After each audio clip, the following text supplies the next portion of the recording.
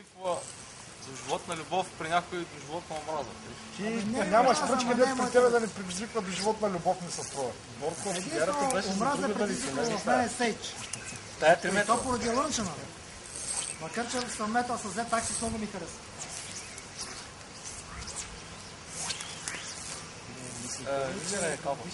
Не, аз само да я опознавам. Само да я опознавам. Условията, които могат да тренираш, са възможни. Може да ти спаси положение, че има дълго трябва участъци, има гладки, хубаво, има камъни, има бързи, има всичко има просто. И там, ако не си подготвен, значи ако не знаеш, там аз на всички ми казвам, ти знаеш, че си пръчка. Защото всичко те тръгват са високо. Стоп! А там има моменти, в които аз... Стоп! И тогава... Ама веднага се стопа. Няма да изхвърляш шнура тук, а ще спреш и заедно ще вървиш надолу с... Ти имаш много време. Трябва да подадеш на един страни на това.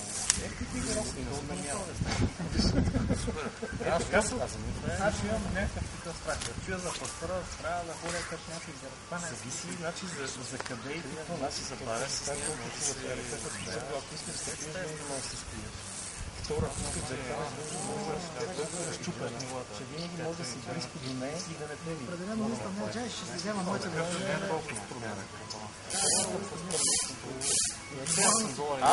Не е моята въпрос. И не е моята... Не, никога не е да забравя. Защо там за едно харди два пъти повече пари? Първо, че са по-тежки харди. В 7 без 25 това нещо стана така. Меле, разбираш, вътре просто виждаш как... А за какво така? 7 без 10, 7 без 15. Вече падне мухата и само за...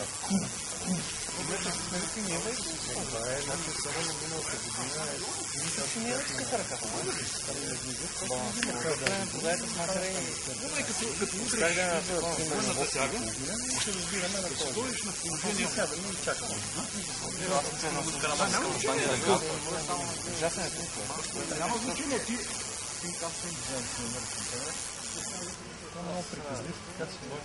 Чакам да се ангела да се дръпне малко, защото аз малко не смеюте. Не ли се?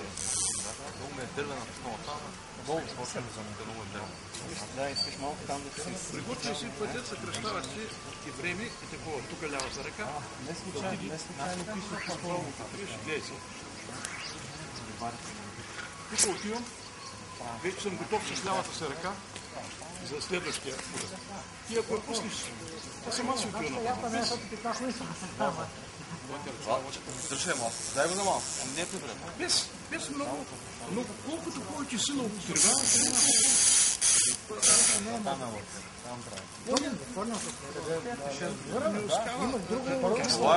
Друго очакване. синхронно ти правиш.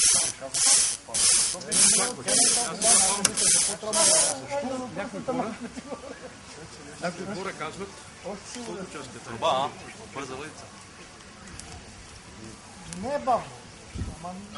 Бърза ли е пръчката, бавна ли е пръчката? Още една друга работа да ви кажа, една дребна работа. Бърза пръчка, бавна пръчка. Ако владееш перфектно двойната тяга, ти си диригента на пръчката. Ти казваш какво да прави. Пръчката... Бавната може да стане по-бързо. Точно така. Пръчката, когато нормално хвърляш, пръчката оставаш, тя да работи, защото си плаща толкова с пари, ти какво ще работиш? Ти я засилваш нея, даваш и инерцията и тя те върши работа. Без ти да се занимаваш, пръчката ти върши работа. Обаче, ако решиш ти да се занимаваш, казваш, кого ме интересува пръчката, дали е бавна или е бърза? Тая сега, каква е? Бавна ли е, бърза ли е? Тази е дам. Бавна, нали? Без да пръщи като къмшик, ти можеш да, ако сега я пуснеш, тя сама ще се замине. Ти ти определяш тя дали е бърза или е бавна пръчката с двойната тяга. Двойната тяга е до такава степен важна, синхронно да я правиш, че пръчката, нали казахме, че ти поемаш 80% от работа с лявата ръка. Значи тя пръчката трябва да ти го прави това нещо, сама да ти го прави. И да нямаш. Тук малко неудобно, защото точно тук е водача, ама.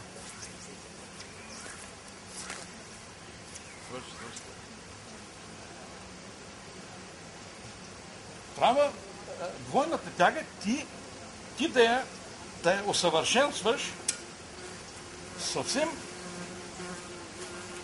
синхронно да тегне. Както и тук, нали?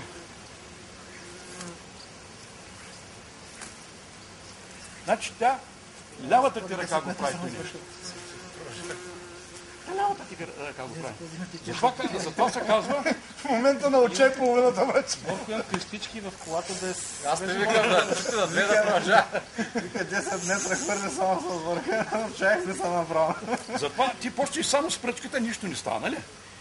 Затова казахме, че когато започнеш с лявата ръка да работиш двойна тяга, лявата ти ръка поема 80% от цялата работа.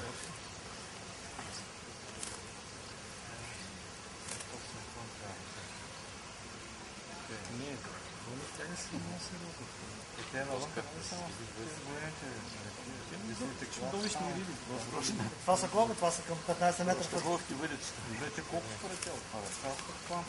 Къде се гордеят? Аз също имам една.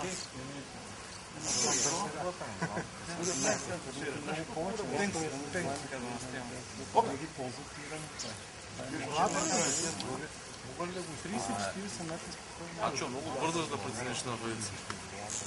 Не, аз тръгвам да фърля с нея. Фърлям, нямам да фърля. Имам друго очакване. Искам друго да работя.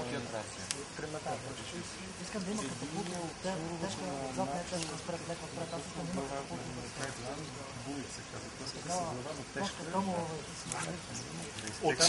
От всички тия ролболов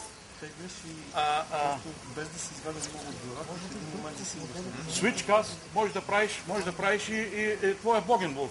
Както си правиш свичкаст, хоп, цак. Гледай сега. Свичкаст, хоп, богенбол. Свичкаст, хоп, богенбол наляво.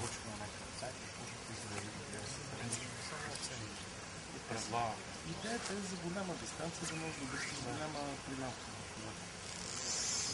Колкото повече натиск, особено за тебе, щом като искаш далечно разстояние, колкото повече натиск ставаш на пръчката с ляста ръка, толкова по-губиш каста си. Каста идва от лявата ръка. Далечно първенци идва само от лявата. Байрон е куратор. Пръчката, има някои пръчки, които свирят орбис, някои орбис свират. Пръчката никога не трябва да свири при двойна тяга. Пръчката, лявата ръка го поема, пръчката само води и ако пуснеш, тя сама си го изхвърли. Лявата ръка, дясната ръка, съвсем Малко имаш и да Байрон, такъв такъв него е. Същия, да. Аз съм се взем. По-твърда, да. Ясно е това. Има майка някой път. Това е отбора и забравя. Това е съм открито. Тази на това. Те са открити ли?